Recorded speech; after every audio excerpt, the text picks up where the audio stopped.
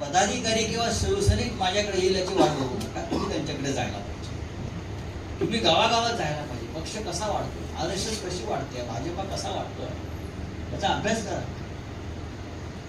आता तुम्ही अभ्यास करा. जे कालपर्यंत आपण करत होतो,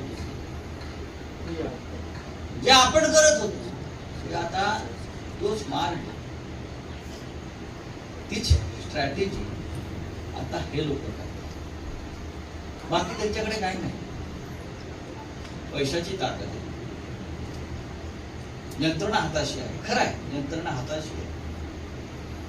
पण बाळासाहेब ठाकरेंनी शिवसेना स्थापन केली तेव्हाही काँग्रेस शासनामध्ये पैसा होता, यंत्रणा होती, आणि तरीही आपल्यासारखा फाटका शिवसैनिक त्याला पुरून उरला, हैराण केलं होतं आपण या सत्ताधाऱ्यांना. आणि त्यासाठी लोकांना संघर्ष हवा असतो. आज आपण विरोधी पक्षात आहोत ना, मग आपण सत्ताधाऱ्यांसारखं वागतो.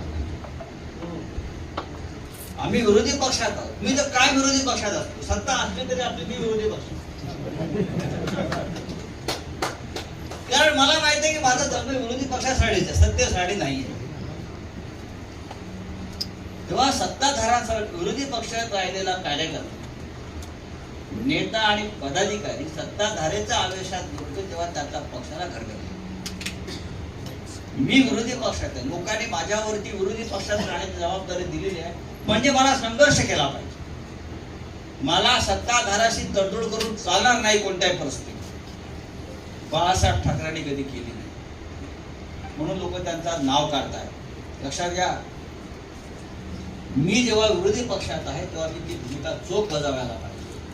आणि माझा संघर्ष जो आहे जनतेच्या प्रश्नावरचा, महाराष्ट्राच्या प्रश्नावरचा, शेतकऱ्यांच्या प्रश्नावरचा, हा माझ्या भागातल्या जनतेला माझा संघर्ष रोज दिसायला पाहिजे. आणि त्या संघर्षामध्ये जनता सामील आपोआप होईल, स्वतःहून होईल, यासाठी वातावरण निर्माण केलं.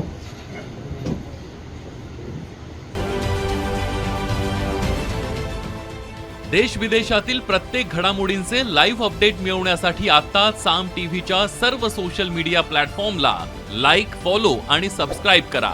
तसंच सर्व नोटिफिकेशनसाठी बेल आयकॉन प्रेस करायला विसरू नका.